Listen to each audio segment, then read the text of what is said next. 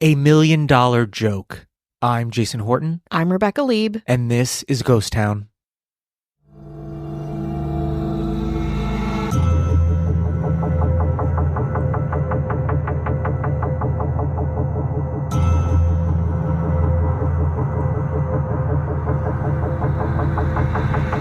Sophisticated and multifaceted, most apps we use on our phones are marvels of programming, able to do lots of things and are valued as such, with investors spending millions of dollars to reap an app's technological reward. But in 2014, things weren't quite that way. Today on Ghost Town, the rise and fall of the Yo app, a deceptively simple app that people still remember, even revere to this day. In early 2014, Moshe Hogeg, the CEO and founder of Mobily, a successful photo and video sharing service, felt annoyed. He would often have a hard time reaching both his assistant and his wife, and wanted something simple, something streamlined, something that said, hey, I need to connect. So Hogeg tasked his colleague, Or Abel, to make a single-button app he could press to get his nearest and dearest's attention.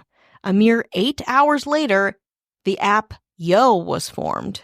The app was, of course, extremely simple. Using it, people were able to send individual messages to other Yo users with a single word, and only a single word, Yo.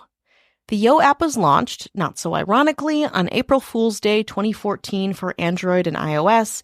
Though initially rejected by Apple for being just too simple, it did eventually get into the App Store after its huge boom in popularity, breaking records by having 1 million downloads in just 4 days.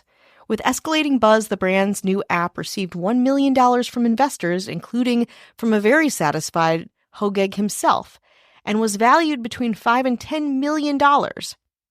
But with its success and originality came profound criticism for the app's insane simplicity. According to Forbes, quote, Stephen Colbert parodied it. People in the venture community made fun of it. The well-known tech blogger Robert Scoble, after being asked to review the application, said, "This is the stupidest, most addictive app I've ever seen in my life." The Yo phenomenon was reported around the world. The media ate it up.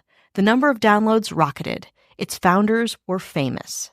In mid-July 2014, just about 10 days after its launch, the app was being used by over 500,000 people who had sent more than 4 million Yo notifications. Soon it became one of the top 5 apps in the iPhone's App Store. Again, according to Forbes, Yos were used as verifications, as in, Yo, I made it home from school, acts of thoughtfulness, Yo, I'm thinking of you, and as alerts, Yo, I need your help. Hogeg's wife, for example, will Yo him daily to let him know she loves him. His 2-year-old son, on the other hand, uses Yo as a toy and sends the noisy notifications back and forth between Hogeg's 2 phones. On that note, let's take a break. But not all was idyllic in the world of Yos. On June 19, 2014, 16-year-old Isaiah Turner hacked Yo and sent the following push notification to Yo's users. Wow, period. Many 1337, period. Such bad security, period. I hacked Yo, period. Use hashtag YoBeenHacked to talk about it. This, of course, caused hashtag YoBeenHacked to appear on Twitter's trending topics list. It seemed to be all in good fun, or at least forgiven, when Arbel himself hired the teenager to work for Yo.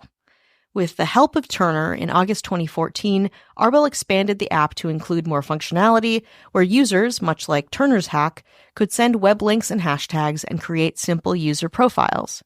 In June 2015, Yo released a second version of the app with even more new features, including allowing users to send photos or their location and collect their friends into groups so they could easily send a collective Yo to a number of people.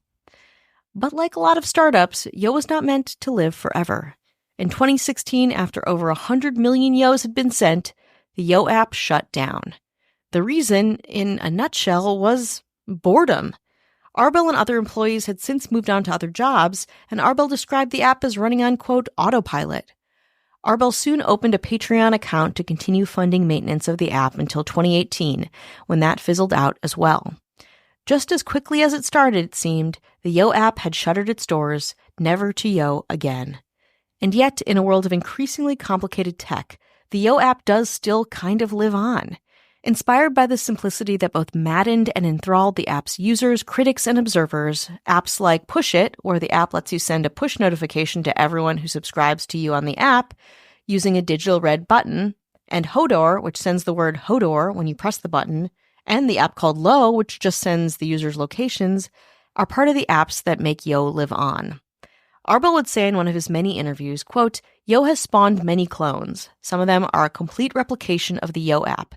Improving upon our concept is welcomed. Copying us bit by bit isn't. A lot of ups and downs for a simple app made in 8 hours, programmed to say a single 2-letter word, Yo.